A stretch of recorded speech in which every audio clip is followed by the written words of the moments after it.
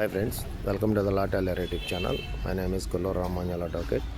Criminal కేసుల్లో sessions కేసుల్లో FIR అయిన తర్వాత పిఆర్సి స్టేజ్ అని ఉంటుంది కేసుల్లో. పిఆర్సి అంటే ఏంటంటే ప్రిలిమినరీ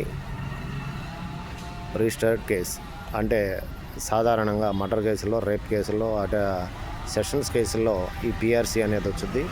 ఫస్ట్ ఎఫ్ఐఆర్ అయిన తర్వాత జైల్లో ఉన్న తర్వాత బెయిల్ వేసుకుని బయటకు వచ్చిన తర్వాత అప్పుడు మేజిస్ట్రేట్ కోర్టులో జామీందారులను పెట్టుకుని ఈ మేజిస్ట్రేట్ కోర్టులోనే ఈ సెషన్స్ కేసులో ముద్దాయిలు అంటే ఎఫ్ఐఆర్ స్టేజ్లో ఉన్నప్పుడు మేజిస్ట్రేట్ కోర్టులో వాయిదా తిరిగే క్రమంలో బెయిల్ మీద బయటకు వచ్చిన తర్వాత కొన్ని వాయిదాలు ఉంటాయి, ఒక 7-8 నెలలు. ఆ వాయిదాలని క్రైమ్ నుండి ఆ కేసుని జిల్లా కోర్టుకు పంపించడానికి ఛార్జ్షీట్ ఫైల్ చేసిన తర్వాత కేసు నెంబర్ పిఆర్సి నెంబర్ అని ఇస్తారు.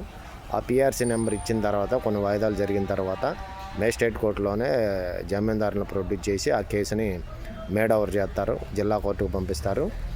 ఈ స్టేజ్లో అయ్యే నెంబర్నే పిఆర్సి అంటారు, ప్రిలిమినరీ రిజిస్టర్డ్ కేసు అని. So friends, this is called the PRC.